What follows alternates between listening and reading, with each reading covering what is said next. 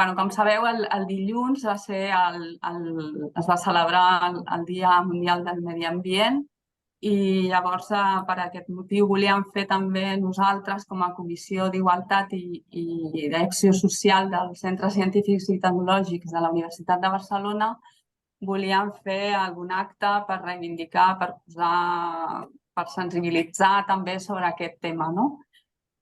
Que una de les nostres missions seria la de contribuir a la implementació dels objectius de desenvolupament sostenible de l'Agenda 2030. No? Llavors, el tema que hem triat hem triat matèries primeres crítiques al petroli del segle XXI i pensant en la idea de que estem en un segle, el segle XXI, on el petroli està arribant a la seva data de caducitat. Tenim que la societat basada en els combustibles fòssils està arribant als seus límits diversos, límits d'una banda físics per la viabilitat econòmica i energètica de continuar explotant els combustibles fòssils, límits per les conseqüències que té sobre el medi ambient i sobre les condicions de vida al planeta Terra, límits també, i també els volem tenir en compte com a Comissió d'Acció Social, límits perquè contribueixen moltes desigualtats amb la conseqüència de la seva extracció i de la seva utilització, desigualtats per l'espoli, per la vulneració de drets humans, pels conflictes bèl·lics que genera, en definitiva, per la justícia climàtica i ambiental. Llavors, veiem també que aquesta transició de combustibles fòssils cap a unes fonts d'energia, en principi renovables o que anomenem verdes, no? Implica un gran consum, no? En quantitat i en diversitat de matèries primeres que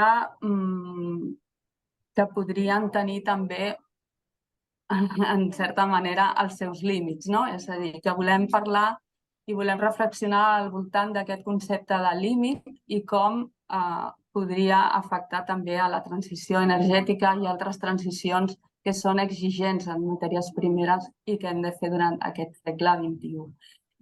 I per parlar de tot això hem convidat el doctor Abel Ortego, que treballa a l'Institut CIRCE de la Universitat de Saragossa. Ell és investigador i treballa en projectes d'I+D+I, d'economia circular, d'eficiència energètica i de mobilitat sostenible.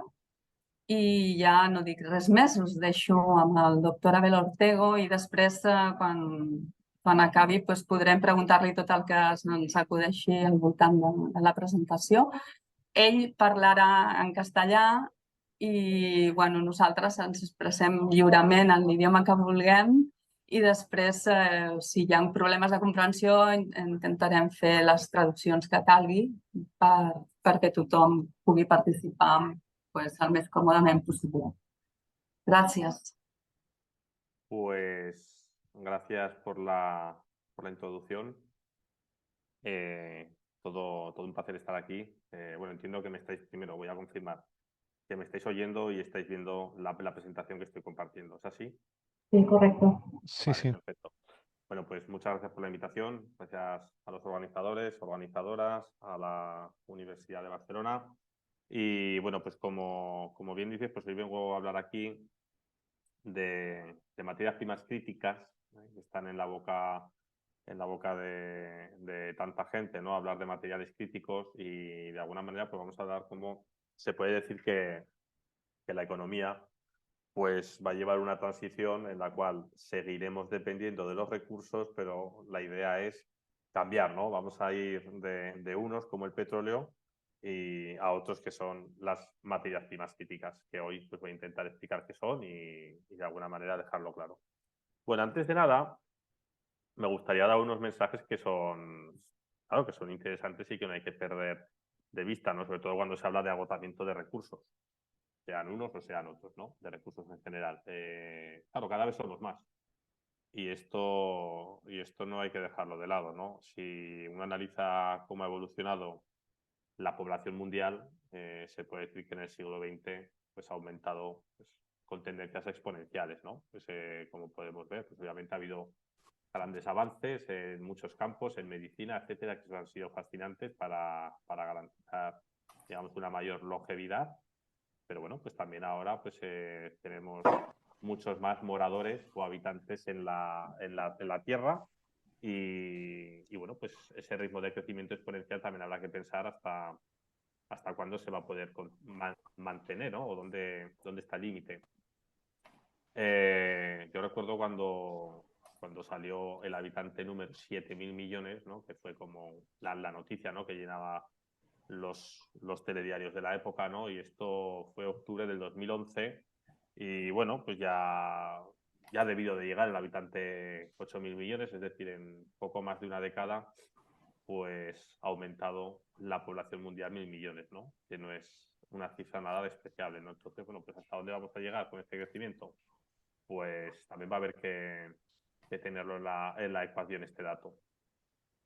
Obviamente, si estamos más, pues yo ahora aquí pues he querido compartir, esto es en el mismo siglo XX y parte del XXI, cómo ha evolucionado el ritmo de crecimiento en la producción de materias primas. Cuando me refiero a producción, pues es pues todas aquellas materias primas que se han extraído de las minas, que se han procesado a nivel industrial para ser empleadas pues, en diferentes productos, ¿no?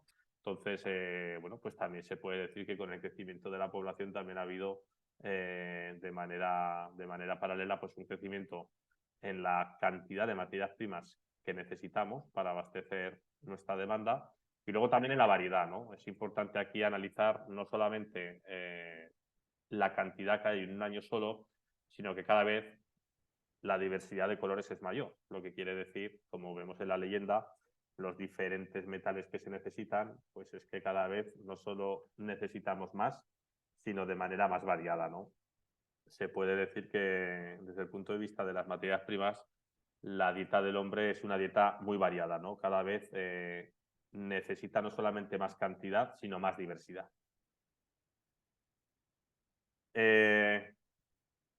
Claro, en nuestra demanda o este aumento de demanda de recursos, pues obviamente pues, provoca daños colaterales y eso es así, ¿no? Pues unos de carácter medioambiental, como podemos analizar, por ejemplo, cómo han ido evolucionando, estas son gráficas que todos conocemos, ¿no?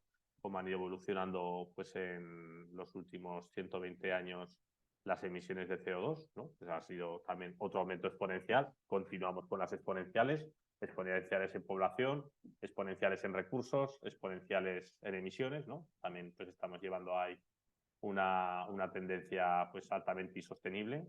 Y luego, por otro lado, pues claro, hablamos de daños medioambientales y también de daños humanos, ¿no? Pues he querido también poner aquí de la página web de las Naciones Unidas, pues como hablan claramente ya de secciones en las cuales, claro, dicen que, como todos he sabido, que obviamente los recursos naturales pues generan conflictos bélicos y pues que tienen que ver pues con la lucha de los recursos, ¿no? Con tener recursos, y aquí hablamos de recursos en general, no solamente de materiales, sino también podrían ser hídricos, etcétera, ¿no? Entonces, bueno, pues esto también, o suelos fértiles, esto también hay que tenerlo en consideración.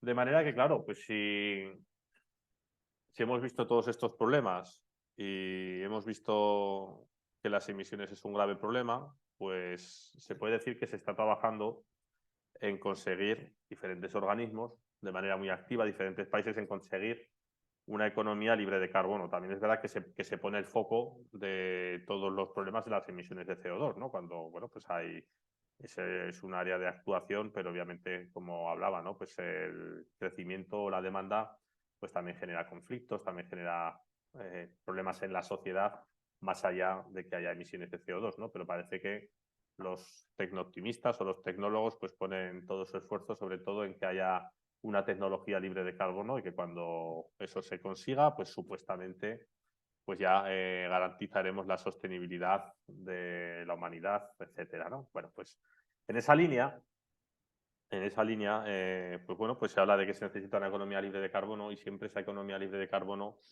la vemos anunciada con dos tipologías de imágenes, ¿no? Siempre vinculadas a la tecnología. Por un lado, muchas renovables, como los aerogeneradores que vemos ahí o los paneles solares. Y por otro lado, muchos coches eléctricos, muchos vehículos también, pero eléctricos y que, bueno, pues que en principio pues no tienen emisiones directas por ser eléctricos, ¿no? Entonces, bueno, pues parece que hay que ir en esa línea. Para daros un dato, para ver también hacia dónde vamos en esa línea y continuando con las exponenciales, se puede decir que ahora mismo pues el documento de referencia en cuanto a proyecciones a medio plazo, a 2050, pues es el documento, de alguna manera, es el libro de ruta que publicó la Agencia Internacional de Energía, que te dice, pues bueno, pues más o menos cómo evolucionará el sector de la energía pues hacia el 2050 para ser un sector con un balance neto de emisiones, ¿no? Y aquí he puesto dos gráficas que quiero que veamos. La de la izquierda de mi pantalla aparece la energía solar fotovoltaica y vemos los datos de potencia instalada en el 2020, pues vemos que estará pues, en una cifra en torno a unos 1000 gigavatios aproximadamente. Bueno, pues las expectativas, ¿no? Debería de aumentar para tener ese sistema energético a nivel mundial de emisiones neutras, etcétera, debería de multiplicarse por 20. Es decir, había que instalar 20 veces más paneles solares de los que ahora mismo hay instalados y eso es lo que de alguna manera se debería de hacer. Si esto lo miramos en la derecha, vemos la energía eólica, mismo análisis. Resultados en este caso, eólica, pues como es una tecnología más madura que se desarrolló inicialmente un poco antes, pues había que multiplicar la potencia actual por 11. Y así pues tendríamos en el 2050 pues un escenario energético en el cual casi el 70% de la producción eléctrica fuera o fotovoltaica o eólica y supondría pues que habría que instalar muchos y muchos y muchos más aerogeneradores y paneles solares, ¿no? Bueno, pues es una previsión. ¿Quién sabe qué nos va a deparar el futuro? Yo esto he querido poner aquí en la izquierda cuando hice la tesis, los datos, y esto estoy hablando del año 2017, los datos que había entonces de proyecciones de la misma entidad, de la Agencia Internacional de la Energía, nos decía que en el mayor de los casos llegaríamos a 7000 gigavatios renovables en todo el mundo, ¿no? Y ahora pues solamente con la eólica, solamente con la fotovoltaica ya nos dice que en ese mismo año, en el 2050, pues deberíamos de llegar a 15.000 gigavatios, es decir, al doble de lo que nos decían hace un tiempo. Bueno, quién sabe qué nos va a deparar el futuro. Lo que está claro es que una vez más nos hablan de crecimiento, nos hablan de exponenciales y en teoría de exponenciales que son positivas, ¿no? Porque todo esto es renovables, todo esto es hablar de descarbonizar el sector energético, la movilidad. Entonces, bueno, pues en teoría pues son argumentos bastante nobles, ¿no? Aunque, bueno, por detrás veremos que también tienen su lado oscuro. Y claro, yo aquí es lo que suelo tratar de lanzar siempre, ¿no? Nos podrán decir que vamos a hacer una economía verde, pero yo ese verde prefiero ponerlo en interrogantes, ¿no? Y bueno, esa economía verde que nos venden, lo que está claro es que será una economía con renovables, con vehículos eléctricos, con tecnologías de eficiencia, los famosos LED, con mucha digitalización, ¿no? Todo va a estar digitalizado, ahorraremos papel, nos va a permitir comprar productos y servicios todo en una era digital tremenda. Importante el tema de la digitalización, que tiene impactos también bastante oscuros. Y entonces yo pongo lo de economía verde entre interrogantes, ¿no? Y lo pongo entre interrogantes porque en realidad se puede decir que es verde o multicolor. Y por multicolor pues hacemos mención a la coloración de los diferentes minerales que hay que extraer para refinar todos aquellos metales que se necesitan para producir esas tecnologías, ¿no? Pues, por ejemplo, un aerogenerador pues necesita imanes permanentes. Hay tecnologías de aerogeneradores sin imanes permanentes, pero principalmente predomina la de imanes permanentes y, bueno, pues un aerogenerador aproximadamente, luego veremos los datos, pero necesita 200 kilos de imanes permanentes, no estamos hablando de miligramos. Y esos imanes permanentes pues son tierras raras, ¿no? Neodimio, disprosio, samario, etcétera, ¿no? Y además vamos a necesitar una gran cantidad también de cobre para las redes eléctricas. Cuando hablamos de paneles solares o del futuro que nos dan? Pues vale, perfecto, pues un panel solar va a necesitar gran cantidad de semiconductores, como por ejemplo el indio, el teluro, el galio, el germanio, el cadmio, elementos para las soldaduras, como la plata, el estaño, o para el transporte de la energía, como el cobre. Si hablamos de baterías o de sistemas de almacenamiento, bien para renovables, si se necesitan para acumular energía o bien para vehículos eléctricos, pues vamos a necesitar a día de hoy baterías NMC, que son de níquel, de manganeso, de cobalto, obviamente tienen litio. Se están explorando más tecnologías como ferrofosfato de litio, pero bueno, pues tampoco, aunque son menos intensivas en el uso de recursos, pues tampoco ofrecen la densidad energética que se desea, ¿no? Que al final es una de las trabas que está teniendo el coche eléctrico, ¿no? La gente lo que quiere es todavía tener coches con una autonomía similar a la que manejamos con los vehículos de combustión. Y bueno, y todo esto, además, pues va a necesitar aleaciones de acero de alta resistencia, pues dicho de otra manera, pues que sean con menor espesor, pero igual o más resistentes, y eso pues también indica o también va a necesitar emplear elementos aleantes, algunos de ellos también escasos, como el niobio, el molibdeno, el tungsteno, el titanio, el cobalto, etcétera, ¿no? Es decir, que bueno, aquí la tecnología verde va a necesitar colores, eso está claro. Os he querido poner unos datos, al final esta presentación luego la voy a compartir con las organizadoras y para que podáis de alguna manera ver los datos en detalle. Todas las tablas y gráficas que muestro, pues aparece la referencia de la fuente originaria, pero para que tengáis cantidades en la cabeza, si las queréis de alguna manera contar, pues aquí aparece una tabla en la cual pues aparecen distintas tipologías de aerogeneradores. La leyenda DD quiere decir direct drive, es decir, del rotor que da vueltas con las palas se conecta directamente al generador, es un tipo de tecnología que no necesita multiplicadora, y la que aparece como GB es la que necesita multiplicadora. Y luego la segunda parte de la leyenda de cada tipo de aerogenerador pues nos habla del tipo de generador que lleva, si necesita imanes permanentes o no. Bueno, sea como sea, pues he querido poner que podemos ver aquí como rango, como media, ¿no? Nos dice que, por ejemplo, un aerogenerador, pues si contabilizamos las tierras raras que tienen en torno a neodimio, praseodimio y disprosio, se puede decir pues que tenemos por ahí en muchos de ellos en ese rango, pues hay tecnologías, las mayoritarias, ¿vale? Pues que estamos hablando que necesitan pues aproximadamente más de 100, 150 kilos por megavatio instalado, ¿vale? Que no es nada de especial. Si consideramos que el aerogenerador típico que tenemos por ahí instalado por el territorio, claro, ahora montan máquinas muy grandes, ¿no? De 4,5, de 5 megas, pero bueno, también en el pasado se montaban del orden de kilovatios, entonces bueno, pues se puede decir que por cada aerogenerador, por cada megavatio instalado, por cada unidad, pues tenemos por ahí más de 100 kilos de tierras raras, ¿no? Que es una cifra importante. Luego, además, pues podemos ir a otro tipo de metales también importantes, como el cobre, pues por cada megavatio instalado pues hacen falta 5 toneladas, etcétera, ¿no? Es decir, bueno, es por tener un orden de magnitud de las cantidades que manejamos por cada equipo, ¿no? Si decidimos, por ejemplo, hacer este mismo ejercicio, pero, por ejemplo, en el caso de los paneles solares, claro, la tecnología predominante es la de silicio cristalino. Silicio obviamente hay mucho, pero silicio de grado metalúrgico, bueno, ya no hay tanto, y aunque es muy abundante, el otro día leía un estudio del Departamento de la Energía de los Estados Unidos que ya hablaba del silicio como un elemento cuasi crítico para el 2035, ¿no? Un elemento que es muy abundante, pero claro, en grado metalúrgico y teniendo en consideración que la demanda aumenta a nivel exponencial, claro, pues tarde o temprano que tengas mucho, si los ritmos de crecimiento son los que queremos seguir manteniendo, pues no pinta bien, ¿no? Y aquí pues os he puesto pues diferentes tipos de materiales que se emplean en diferentes tecnologías de paneles solares.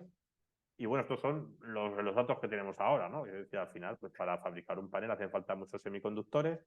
Hay tecnologías prometedoras que no se sabe cómo evolucionarán. Existen las células orgánicas, pero bueno, ahora son tecnologías disruptivas que no tienen, por decirlo de alguna manera, una cuota de mercado, no están presentes en la industria, ¿no? Entonces, bueno, pues están todavía en un laboratorio como expectativas. Además, claro, al final, hablar de descarbonizar la energía es hablar de renovables, pero aquí he querido poner una foto. Seguro que todas vosotras habéis oído hablar de los famosos curtailments, que son las interrupciones de producción de ciertas energías renovables, sobre todo de la eólica, en las horas centrales del día como consecuencia de la penetración fotovoltaica. Pues aquí tenemos en naranja cómo esto es la fotovoltaica, cómo contribuye a lo largo de un día. Esto es un día concreto, esto es el 17 de abril del 2023, en el cual, pues dado que estamos instalando tanta fotovoltaica, este es el caso de España, ¿vale? Pues claro, en las horas centrales del día podemos ver cómo la principal tecnología productora era la fotovoltaica. Entonces ahí hay que empezar a desconectar otro tipo de fuentes de generación en esas horas para de alguna manera aprovechar el sol, y eso ya ha producido que incluso otra renovable como la eólica pues haya tenido que pararse, ¿no? Es la razón por la que en muchas ocasiones vemos días que no hace viento extremo, tampoco es que no haga viento, pero vemos parques parados, ¿no? Y dices, bueno, ¿y esto qué está pasando, no? Si en realidad es un día que presenta buenas cualidades para la eólica. Pues es porque pues de alguna manera hay una sobreproducción, ¿no? Entonces incluso energías renovables hay que pararlas, ¿no? Y claro, pues esto no es un buen aprovechamiento de las renovables, ¿no? Si queremos aprovechar las renovables, lo que se supone es que no hay que desperdiciar ningún kilovatio hora de viento ni de sol, ¿no? Entonces, claro, pues aquí en este escenario o en esta ecuación, claro, pues entra el hidrógeno verde, que se habla tanto de él, ¿no? Se habla de, bueno, generar hidrógeno con los excedentes de la red. Pues claro, ya estamos viendo que si la propia red actual ya genera excedentes, pues lo que se está diciendo, bueno, pues vamos a ver si todos esos excedentes que se generan hoy y que cada vez se van a generar más, dado la gran cantidad de promociones eólicas y fotovoltaicas que se están llevando a cabo por el territorio español, vamos a necesitar instalaciones de generación de hidrógeno y almacenamiento. Y sobre todo, otra gran batería que se va a montar, y es claro que se quiere que la movilidad sea eléctrica, ¿no? Y los coches eléctricos pues al final van a ser pues grandes baterías con ruedas, que se espera que todos tengamos uno, y que si todos tenemos uno, obviamente el consumo eléctrico aumentará, y si el consumo eléctrico aumenta, pues habrá cabida para todas esas renovables que, por decirlo de alguna manera, ahora ya se están quedando sin producir en determinados momentos del día, ¿no? Según palabras de la directora global de Smart Mobility de Iberdrola, decía que electrificar 1 millón de coches aumentaría la demanda nacional en un 1%. Entonces, bueno, pues si decidiéramos electrificar todo el parque nacional, pues significaría pues que de golpe y porrazo se podría aumentar la demanda un 22%. Entonces, bueno, pues también detrás de toda esta estrategia de electrificar la movilidad, pues también hay una estrategia de intensificar el consumo de energía eléctrica y por tanto también dar cabida a más renovables, ¿no? Que al final es una de las cosas que se está haciendo ahora y que ya estamos viendo que está habiendo interrupciones en determinados momentos. Bueno, he querido detenerme un poco en esta gráfica porque si no se explica bien es difícil de entender. Y bueno, pues aquí simplemente pues el deciros que este dato que aparece aquí arriba es la demanda agregada de energía eléctrica hora a hora, y en este concreto en España el 17 de abril, ¿no? Y los diferentes colores pues te indican las diferentes tecnologías, y como decía anteriormente, pues podemos ver como en naranja pues es la fotovoltaica que produce principalmente pues en ese momento del día, y luego pues vemos otras como puede ser la eólica en verde, que podemos ver cómo pues ese día en concreto pues estuvo produciendo de manera muy intensiva durante la noche, pero bueno, pues durante el día pues tuvo que aflojar, ¿no? Tuvieron que pararse bastantes parques eólicos. Bueno, si hemos hablado de coche eléctrico y hemos dicho que al final hablar de desarrollo renovable también va vinculado a hablar de movilidad sostenible y de vehículo eléctrico, pues también hemos dicho hace un rato que el vehículo eléctrico tampoco estaba de espaldas, ¿no? A los recursos, en este caso a los materiales. He querido poner aquí otra tabla con diferentes composiciones de diferentes tecnologías empleadas para el almacenamiento de vehículos eléctricos, ¿no? La primera de ellas que aparece como LFP, ferrofosfato de litio, pues esta se puede decir que es la menos intensiva en recursos. Lo que pasa que, bueno, a día de hoy es la que tiene, de las que estoy mostrando también, menor capacidad desde el punto de vista de densidad energética. Y bueno, pues luego tenemos otro tipo de baterías, las NMC, que tradicionalmente pues dependiendo de que tengan más níquel o más cobalto o más manganeso, pues aquí vemos diferentes composiciones, todas ellas mostradas en kilos por kilovatio hora. Ya como sé, por dar un dato, podemos estar diciendo que un vehículo eléctrico pues tiene aproximadamente 8 kilos de cobalto en la batería y 50 kilos de níquel, es decir, son cantidades muy elevadas, sobre todo teniendo en consideración que un coche convencional tan apenas emplea cobalto. En un coche convencional la demanda de cobalto puede estar del orden de 2 o 3 gramos, es decir, estamos pasando de 2 gramos a 8 kilos, ¿no? Entonces, bueno, pues si queremos coches eléctricos, a día de hoy vamos a necesitar bastante más cobalto o bastante más níquel. Obviamente, de todo esto se está trabajando mucho, las tecnologías de almacenamiento están aumentando mucho, están mejorando mucho, están siendo más eficientes en el uso de los recursos, pero les queda todavía mucho, quiero decir, les queda todavía mucho para poderse considerar como una solución desde el punto de vista de los recursos materiales. Y he querido poner aquí, en la derecha, que la imagen importante es entender el tamaño de estos vehículos. He querido poner arriba del todo un cochecito en pequeño, eso sería coche de combustión, y abajo del todo un coche eléctrico de baterías, y por el camino hay dos tipos de coches que son los eléctricos híbridos con batería de iones de litio y luego otro pues con otro tipo de batería, ¿no? De níquel. Lo que os quería mostrar es que desde el punto de vista de los recursos materiales, del capital mineral que demanda, se puede decir que un vehículo eléctrico es el doble o necesita el doble de materiales. No quiere decir que pese el doble, a nivel de peso pesa un poco más, pero el capital mineral de esos materiales es mucho mayor, porque obviamente no podemos comparar un gramo de litio con un gramo de hierro, con un gramo de cobre, si en la naturaleza no son igualmente abundantes. Decir que son igual de intensivos en recursos simplemente basándonos en peso no es lo adecuado, ¿no? Para eso nosotros aquí en el grupo de Ecología Industrial, pues los profesores Alicia y Antonio Valero ya desarrollaron una contabilidad de los recursos basada en un indicador físico denominado rareza termodinámica, la cual asigna a cada material pues un peso específico, no un valor específico, de manera que hablar de un kilojulio, perdón, o hablar de un kilogramo de, por ejemplo, de metales del grupo del platino, pues es estar hablando de más de 2,8 millones de kilojulios, o por ejemplo, pues hablar de, en este caso el hierro, pues es hablar de decenas, ¿no?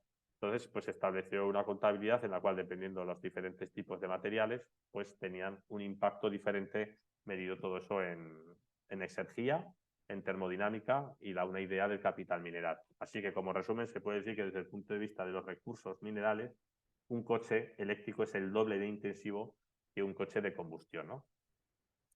Claro, se puede decir que la actual tecnología, si hablamos de renovables, si hablamos de vehículos eléctricos, es omnívora, necesita de absolutamente todo, ¿no? Y cuando digo de absolutamente todo, nosotros estamos ahora hablando con ordenadores, nosotros tenemos teléfonos móviles, todas esas tecnologías necesitan miligramos y gramos de materiales que aparecen en la tabla periódica, y cada vez necesitamos más diversidad de ese tipo de materiales, ¿no? De hecho, se puede decir que en el futuro pues, nos estudiarán como la era de la tabla periódica, ¿no? Si tradicionalmente las eras de desarrollo de la humanidad se han vinculado a los recursos que empleaban en su desarrollo, pues se puede decir que pasaremos de la era del petróleo a la era de la tabla periódica, ¿no? Y claro, el problema es que esa diversidad de materiales que se necesitan, que se demandan cada vez en mayor y mayor medida, pues gran cantidad de ellos se pueden decir que son críticos, ¿no? Y son críticos, ahora veremos un poco el porqué. Pero quería aquí compartir, la Comisión Europea publica desde el año 2010, lleva publicando con periodicidad un informe sobre materiales críticos para la Comisión Europea. Y ese informe, el primero de ellos, que se publicó en el 2010, incluía 14 tipos de materiales, ¿vale? Están aquí puestos entre paréntesis: antimonio, berilio, niobio, metales del grupo del platino, etcétera, ¿no? Tierras raras. En el 2014 actualizaron esa lista, es decir, y 4 años después se pasó de 14 tipos de materias primas a 20, como críticas para la economía europea.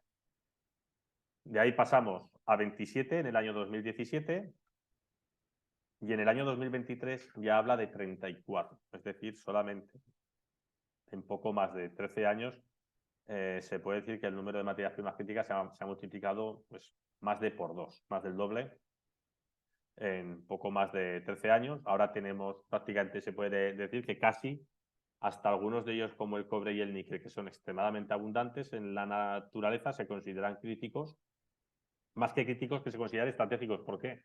Porque es que los ritmos de demanda son tremendos, la dependencia de la economía hacia ellos es tremenda y la oferta o la diversidad de productores, pues aunque es amplia, pues está monopolizada, ¿no? Pues se puede decir, pues al final son yacimientos geológicos que están concentrados en según qué países y entonces, bueno, pues también eso tiene un cierto riesgo de suministro. Bueno, pues no solamente demandamos más, sino que además nos estamos dando cuenta de que cada vez cosas que nos parecían, o materias primas que nos parecían abundantes, se están convirtiendo en más y más críticas. Volviendo un poco al tema de las renovables, a las tecnologías verdes, aquí pues he compartido 3 infografías del informe que referencio aquí abajo sobre materiales críticos también de la Comisión Europea y a la izquierda nos aparecen las materias primas que se necesitan, por ejemplo, en la producción de aerogeneradores. No nos aparecen las cantidades, pero sí de ellas, por ejemplo, aluminio, boro, cromo, cobre, disprosio, hierro, etcétera. De ellas nos aparecen en rojo las que son consideradas críticas por la Comisión Europea y luego nos aparece en la leyenda de abajo cuál es el principal país productor y en qué porcentaje, ¿no? Dicho de otra manera, de materias primas dependemos para hacer aerogeneradores, más de un 54% de ellas de China. En la fotovoltaica, más de un 53% de ellas de China, un 13% de África. Si vamos a tecnologías de almacenamiento, más de un 32% de China, un 21% de África, un 21% de Latinoamérica. ¿Vale? Esto también, datos también a tener en cuenta, luego hablaremos un poco el porqué. Es decir, bueno, las renovables te podrán dar independencia o soberanía energética desde el punto de vista de que no tendrás que importar petróleo o gas, pero bueno, te van a dar otro tipo de dependencias, ya que las renovables hay que fabricarlas y no precisamente son orgánicas a día de hoy. Es decir, va a haber que importar ese tipo de materiales de zonas muy concretas. ¿Qué sucede detrás de toda esta diversidad de materiales que se necesitan para fabricar estas tecnologías? Pues si empezamos esta espiral que he querido dibujar en esta slide, pues empezamos con que hay que descarbonizar la energía. Esa descarbonización, que para mí es un greenwashing, ¿vale? No es otra cosa que pintar de verde la polución que ya teníamos, pues esa descarbonización pues va a necesitar tecnologías que van a necesitar gran diversidad de materiales. Esos materiales van a demandar más minería. Esa minería va a necesitar más energía. Recuerdo que el sector minero es el responsable del 10% del consumo de energía. El sector minero es uno de los más contaminantes. Ahora veremos también un poco unos datos. Más energía, más emisiones, más descarbonización. Es decir, estamos un poco en esa espiral. He querido poner unos datos, ¿no? Unos datos que quiero que veáis aquí. Esto está basado todo en datos basados en el cobre. Bueno, por un lado, me voy a apoyar en la gráfica de la izquierda, donde aparece una gráfica que pone consumo de energía en el eje de las IES y concentración del cobre, ¿no? Esto lo que te viene a decir es lo siguiente. En las minas, dependiendo de la concentración en la cual está el cobre, es decir, la cantidad de cobre que tienes por tonelada o cantidad de tierra que hay en la mina, pues obviamente conforme desciende esa concentración del cobre, ¿vale? Es decir, si no es lo mismo tener una mina con cobre al 6% que con cobre al 1%, conforme desciende esa concentración, lo que tenemos es que el consumo de energía para extraer ese recurso es mucho mayor. Obviamente, claro, no es lo mismo mover para obtener 1 kilo de cobre, no es lo mismo mover 1 tonelada de tierra que mover 10 toneladas de tierra, ¿no? Al final, si la concentración de la materia prima baja, necesitas mucha más energía. Cuando las minas se van agotando, pues al final, igual que un yacimiento de petróleo, llega un momento en que deja de ser rentable extraerlo. Bueno, a veces según el precio del mercado se pueden volver a reabrir, pero claro, llega un momento en que, bueno, los costes de extracción por tener que ir a tanta profundidad, pues ya no hacen rentable que se saque ese recurso. Pues bueno, pues con las minas también pasa igual. Al final, las minas son yacimientos que tienen una elevada concentración de una serie de minerales clave. En el momento en que se van agotando esas concentraciones, deja de ser interesante seguir extrayendo o seguir minando ese tipo de recursos. Eso por un lado, es decir, cuanto más agotamos, más energía vamos a necesitar. Y luego en la gráfica de la derecha, pues se quería poner unos datos también de la fuente que cito ahí, en la cual podemos tener en consideración que del consumo de energía en las minas el 60% corresponde a la maquinaria, y cuando hablo de maquinaria hablo de excavadoras, hablo de las tuneladoras que se emplean, hablo de los bulldozers, hablo de los camiones, es decir, es maquinaria pesada que se emplea. Y luego, claro, además de esa maquinaria, pues ya se puede decir que pasamos a una parte que sí que está más electrificada, que es la parte de granulación o de molienda, ¿no? En la cual, pues digamos, las rocas pues son machacadas, trituradas, molidas, para finalmente pasar a un proceso de filtrado y flotación, ¿no? Es decir, que tenemos un consumo de energía muy importante que corresponde a la maquinaria pesada, que ni mucho menos está electrificada, ¿vale? Tengamos también esto muy en cuenta. Y de hecho, en esta línea, os he querido poner unos datos que publicó mi compañera Guiomar hace un tiempo y Alicia, en la cual vemos cómo el consumo de energía a nivel mundial en el sector minero, pues por ejemplo, vemos del año 2005 a el año, por ejemplo, 2014, pues aumentó un 23%. Del año 2005 al año 2023, las previsiones eran que aumentara un 50%, y las previsiones con relación al año 2050 es que se duplique, ¿no? Se multiplique por 2. Es decir, estamos viendo que, claro, más recursos mineros también va a demandar más energía para poder procesar y poder extraer ese tipo de minas que cada vez se pueden decir que están más exhaustas, ¿no? Entonces, bueno, pues estos son una serie de reflexiones que hay que tener en la retina, y si ya aprovecho, si alguien quiere hacer alguna interrupción en el camino o algo, pues sentiros libres, ¿vale? Aunque luego habrá un turno de preguntas, debate, etcétera, pero bueno, que esto sea también un poco abierto a la participación y al conocimiento de todas.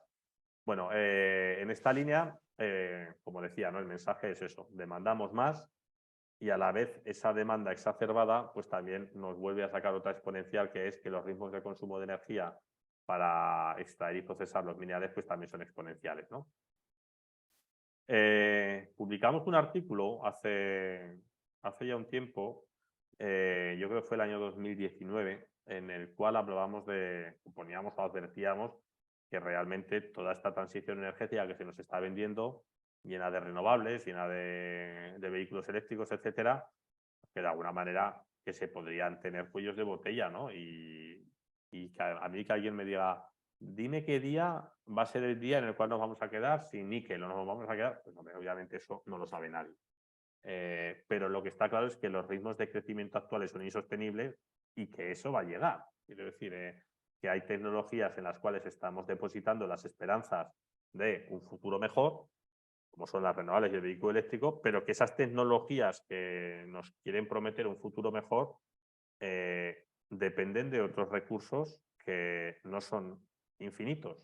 Y de hecho, estamos viendo informes y hemos publicado informes en los cuales pues, se habla de riesgo de suministro de algunos de ellos. Es decir, y hablamos de riesgo de suministro no a siglos vista, hablamos de riesgo de suministro a décadas vista. Es decir, lo que no puede ser es que estemos pensando en que el coche eléctrico, las renovables nos van a solucionar el futuro si hacemos proyecciones a 2050 y no vemos un futuro para ellas. Pues dices, hombre, pues desde luego será un futuro a corto plazo el que nos solucionarán, pero a muy largo plazo las actuales tecnologías, que obviamente van a poder evolucionar, ¿eh? Yo no digo que no terminemos teniendo vehículos eléctricos con baterías mucho mejores que las actuales, etcétera, o tecnologías de reciclaje que hoy no se han desarrollado. Pero es que si queremos que nos garanticen un futuro habrá que desarrollarlas, ¿no? Porque desde luego hay muchísimos investigadores, científicos que están estudiando la suficiencia de recursos para estas tecnologías y podrá haber discrepancias entre si unos consideran que es crítico un material u otro, pero lo que está claro es que todos advierten de cuellos de botella. Unos más o menos con el litio, otros más o menos con el cobalto, otros más o menos con las tierras raras, pero bueno, todos advierten de que, ojo, cuidado, que este futuro de estas tecnologías pues no es ni mucho menos infinito. Vamos a ver que tiene límites. Seguramente alguien podrá decir, bueno, esto es cosa de apocalípticos, esto es cosa de progres, esto es cosa de gente que habla del apocalipsis y tal. Y bueno, también, como diría, ¿no? Al final, desgraciadamente, en los últimos años han pasado tantas cosas que parecían apocalipsis hace una década y han pasado, no han pasado pandemias, estamos viviendo otra guerra, pues bueno, estamos viendo cómo determinadas fábricas se han parado por problemas de suministro. Hace una década lo veíamos impensable que una fábrica se parara porque no tenía suministro de componentes, ¿no? Ahora vas a comprar cosas que tradicionalmente eran habituales o comunes o que se tenían en stock y te dicen, bueno, esto, plazo de espera, esto no hay plazo, ¿no? Es decir, ya llegará. Bueno, están pasando tantas cosas que, bueno, igual esto no es de apocalípticos, ¿no? Y de hecho, aunque mucha gente diga, va, pero si todo se recicla, ¿no? Tú estate tranquilo. Yo, como suelo decir, que eso es un eslogan muy de la economía circular, pues yo digo que en realidad en economía solo las monedas son circulares, ¿no? Porque los ciclos de los materiales son espirales. De manera infinita no podemos reciclar algo y pensar que vamos a tener a la salida tanto como a la entrada. Igual que el papel reciclado no es de la misma calidad que el papel originario, igual que el vidrio reciclado pues no es igual que el vidrio transparente. De hecho, el vidrio marrón no hace vidrio transparente y de hecho para hacer vidrio transparente hay que incorporar mucho vidrio virgen, igual que el acero reciclado o el aluminio reciclado. El aluminio que viene de las latas, que viene de tantos y tantos elementos de aluminio, pues para volver a hacer latas hay que incorporar aluminio virgen. ¿Por qué? Pues porque contienen impurezas que hay que diluir, ¿no? Es decir, que ni mucho menos el reciclaje te exime de la extracción primaria. Y eso por un lado. Y por otro, pues que es que, aunque nos parezca que reciclamos muy poco. Y esto con datos también de un informe de referencia del JRC, de la Comisión Europea, pues es que aquí aparece esa tabla periódica en la cual aparecen en rojo las tasas de reciclaje de una serie de metales, como por ejemplo son el litio, algunos semiconductores como el indio o el galio, en naranja otros también fundamentales para la electrónica como el tántalo, selenio teluro, pues también semiconductores, otros conductores como el oro, el platino. Es decir, las tasas de reciclaje ni mucho menos son tan altas y hablamos de reciclaje funcional, es decir, litio que se recupera de un producto fin de vida y se vuelve a emplear como litio. ¿Vale? Eso es reciclar. Al final, a mí que me hablen de que los neumáticos se reciclan y que se reciclan haciendo asfalto, pues hombre, a mí me gustaría que los neumáticos se hicieran neumáticos, ¿no? Hace un tiempo yo leía un artículo que, claro, le están intentando dar salida a las palas de los aerogeneradores y en España tendremos un censo de más de 20.000 aerogeneradores, pues si cada aerogenerador tiene 3 palas, pues son 60.000 palas, pues cuando eso haya que reciclarlo, que está hecho de fibras con la mala reciclabilidad que las fibras tienen, bueno, pues estaban hablando de que habían descubierto pues unos aglutinantes que, bueno, que se podían reciclar unas fibras como ositos de gominola. Yo decía, no me puedo creer que estemos hablando de la solución al reciclaje de las palas a hacer ositos de gominola, ¿no? Eso no es reciclar, eso es subciclar, eso es hacer productos de menor valor añadido. Lo que tenemos que hacer son reciclaje funcional, ¿no? Que el cobalto se recupere como cobalto, que el aluminio como aluminio. De hecho, esa pérdida que se produce en el reciclaje, nosotros en el sector del automóvil, que lo hemos estudiado bastante bien en profundidad con mi tesis, se puede decir que cada 4 coches que se producen, cada 4 coches, perdón, que se reciclan, se pierde el capital mineral de uno de ellos. ¿Por qué? Pues porque en el proceso de reciclaje de un coche no hay procesos para recuperar la electrónica.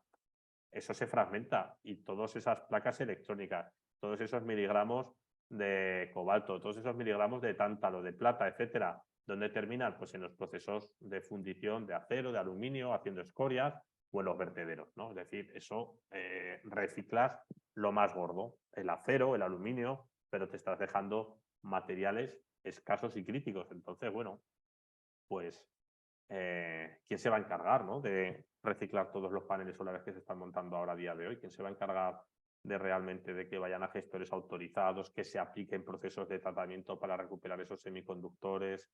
Bueno, pues esto es una pregunta que lanzo al aire, ¿no? A día de hoy, cuando terminamos un teléfono, cuando termina la vida de un teléfono, desgraciadamente la mayoría de los casos acaba en un cajón. Pues esperemos que cuando termine la vida de un aerogenerador, no de un aerogenerador, de un panel solar que se está poniendo ahora para instalaciones de autoconsumo, pues alguien se encargue de llevarlos al lugar adecuado.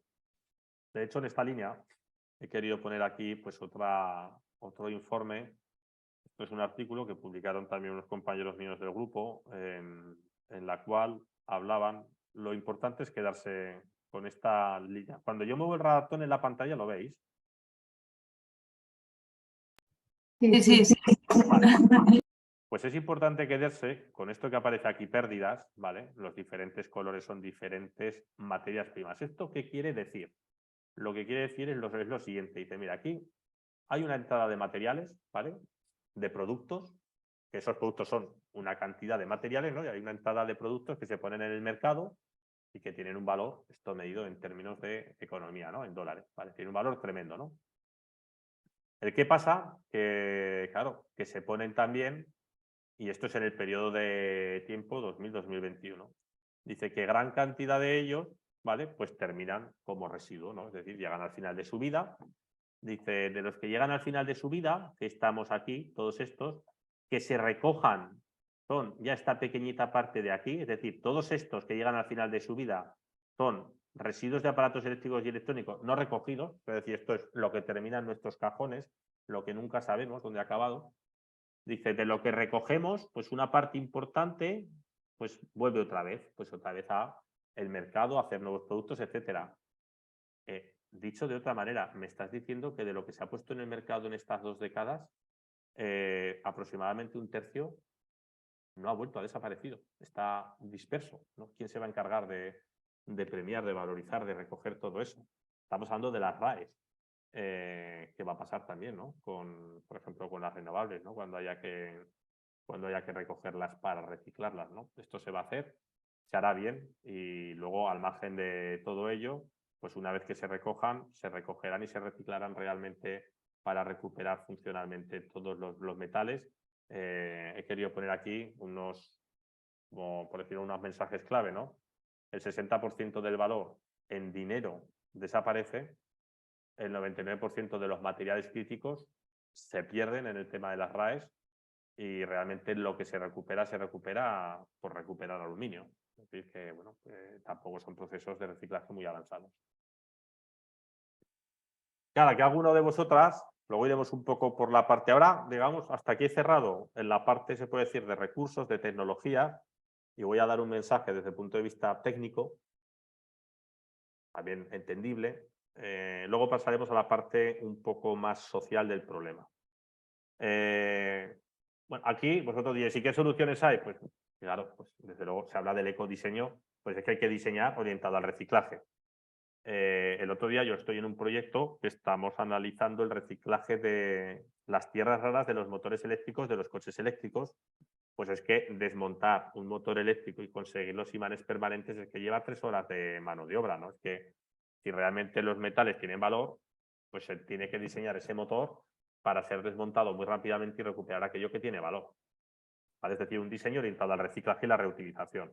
Y digo la reutilización porque seguramente también habrá productos como puede ser un motor eléctrico que al final de la vida útil pueda ser reacondicionado y ser montado en otro vehículo. ¿Por qué no?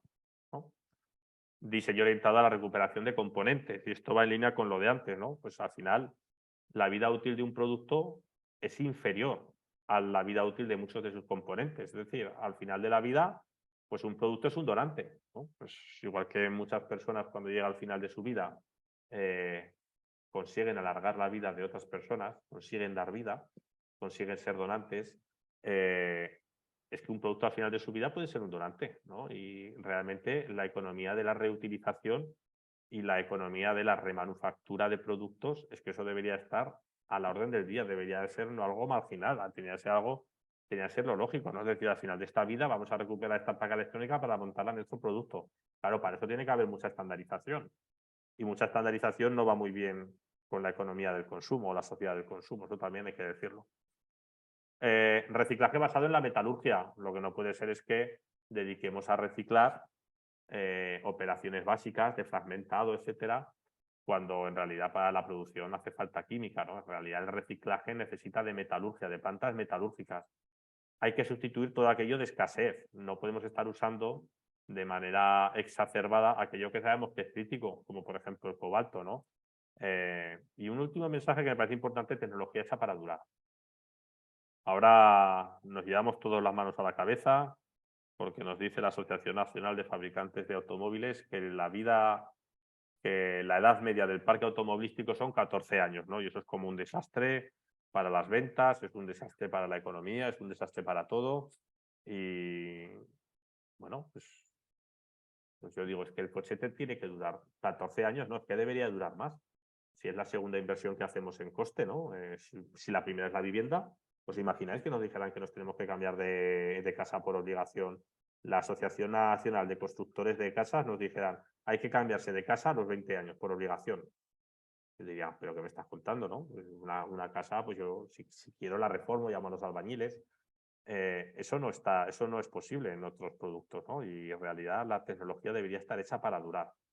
Y para durar también es para incorporar actualizaciones, nuevas tecnologías, etcétera.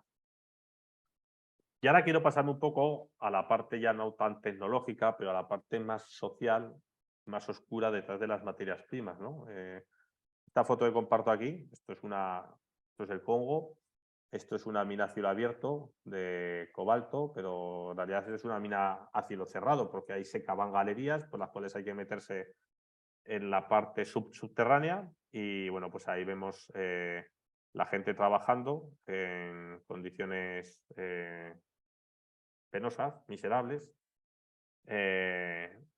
Y bueno, pues algunos titulares al respecto. Además, los que mejor trabajan ahí, pues son galerías muy pequeñas, hacen trabajar de manera forzosa a muchos niños y pues ahí vemos, por ejemplo, titulares lo he querido poner de prensa ordinaria, igual me da una que otra, esto lo podéis ver en cualquier periódico. Parecía hace algo más de un año, familias de 14 niños muertos en una mina de cobalto del Congo denuncian a las grandes tecnológicas, ¿no? Y las denuncian pues realmente pues por los trabajos forzosos a los que se ven abocados a desarrollar, ¿no? Aquí a lo mejor nos estamos comprando un Tesla, un europeo se compra un Tesla y piensa que con eso está salvando el medio ambiente y lo único que está haciendo es limpiar su conciencia, ¿no? Porque detrás de ese Tesla pues puede haber una huella muy importante, ¿no? Más allá de los recursos. Antes hablábamos de las tierras raras, fundamentales para mucha tecnología. Hablábamos de la dependencia que se tiene de China. Aquí también otro periódico, las noticias del 19, decía tierras raras, el oro del siglo XXI, ¿no? Y decía el arma de China en la guerra tecnológica. Y es que realmente, pues bueno, pues China ahí pues tiene una llave muy importante casi en cualquier tipo de negociación, porque la dependencia que se tiene de la tecnología con respecto a las tierras raras es brutal y respecto a China en particular, pues es prácticamente del 100%. Bueno, hace poco también recordamos cómo los talibanes recuperaban Afganistán y bueno, pues también se habló un poco de los recursos si podían tener algo que ver, ¿no? Al final, dices, el valor en el subsuelo de ese país, el litio, básico para la fabricación de baterías, pues es muy grande y de hecho podrían explotarlo o estar explotándolo ya con ayuda de China, ¿no? O sea, a lo mejor eso hizo que no hubiera demasiada oposición, ¿no? A la recuperación. De hecho, otro titular hablaba de que solamente con la ayuda de China podría aprovechar el enorme potencial que había en litio, ¿no? Es decir, que, bueno, pues hablar de recursos, pues seguramente estos tipos de materiales pues van a llevar aparejadas pues grandes conflictos. Y ahora quería acabar con una serie de mensajes, los voy a ir listando uno por uno, para intentando que queden claros. A mi modo de ver, desde luego, evitar la dependencia de los combustibles fósiles implica aceptar desde ya la dependencia de materiales. y aún así la dependencia absoluta de los combustibles fósiles no la vamos a poder quitar de la noche a la mañana. Hemos visto que los materiales, la minería, es muy dependiente de los combustibles fósiles a día de hoy y algunos de ellos con importante riesgo de suministro, ¿vale? El nuevo petróleo del futuro, pues van a ser los materiales, ¿no? Y a esta marcha va a ser crítico hasta el hierro. Es decir, ¿por qué? Pues porque los ritmos de crecimiento son exponenciales, las tasas de reciclaje funcional son muy bajas, cada vez estamos viendo como es crítico, pues en cada actualización de la lista hay más y más materiales críticos, de manera que el nuevo petróleo pues van a ser los semiconductores, los materiales empleados en baterías, etcétera, ¿no? Quien disponga de ellos, pues dominará el mundo, ¿no? O se puede decir que quien quiera dominar el mundo se hará con ellos. Por otro lado, la poca vida útil de las tecnologías verdes, ¿no? Esas tecnologías que nos llaman como la solución a todo esto, y una falta de solución real para su reciclaje, pues hace que en esta transición energética que se nos vende esté abocada al fracaso, ¿no? Digamos, esté abocada si no hay una evolución muy importante y sobre todo si no hay una disminución del consumo. Yo sigo pensando que todo esto pasa porque hay que disminuir el consumo, ¿no? Hay que disminuir el consumo ya, reducir el consumo y pensar de alguna manera pues, en algo mucho más sostenible desde el punto de vista de los ritmos de demanda. Ya que podremos llenar el campo de renovables, las carreteras de vehículos eléctricos, que es lo que así estamos hablando del planeta, pero lo único que haremos será limpiar nuestra conciencia porque hay que reducir el consumo. Porque no se puede tener un crecimiento infinito dentro de un sistema con recursos finitos y podremos legislar, prohibir, derogar leyes, pero las leyes universales no son negociables, ¿no? Y de alguna manera el planeta pues tiene sus límites en cuanto a recursos. Hemos visto cómo exceder ciertos límites genera ciertos problemas, cambio climático, lo estamos sufriendo, etcétera. Pero bueno, es que ahora estamos vinculados a la dependencia de otro tipo de recursos. Aún así estamos luchando mucho por una transición energética, por reducir unas emisiones globales y estamos viendo cómo a nivel mundial las emisiones no están disminuyendo. Entonces, bueno, pues es que pues todo este tipo de límites pues no son negociables. Y ya para terminar, en la presentación que compartiré, pues he querido poner aquí al final una serie de referencias que he empleado para una serie de datos. Y nada, simplemente pues mencionar a estos dos proyectos que de alguna manera se puede decir que son los que han dado soporte a esta investigación, a esta charla en la cual yo participo porque son los proyectos en los cuales estoy trabajando. Uno de ellos, financiado por la Comisión Europea dentro del programa Horizonte 2020, que es el proyecto TRESUR, en el cual estamos trabajando en analizar la sostenibilidad de los vehículos desde el punto de vista de los materiales, y el proyecto de la derecha, pues financiado por el Ministerio de Ciencia e Innovación, pues que nos ha permitido o nos está permitiendo pues analizar un poco esta dependencia de las renovables. Y dicho esto, yo dejo de compartir y ahora pues después de esta hora, que espero que sea un poco el objetivo que se deseaba cubrir, pues podamos pues pasar a un turno de preguntas, debates y bueno, pues un poco contribuir con el conocimiento de todas.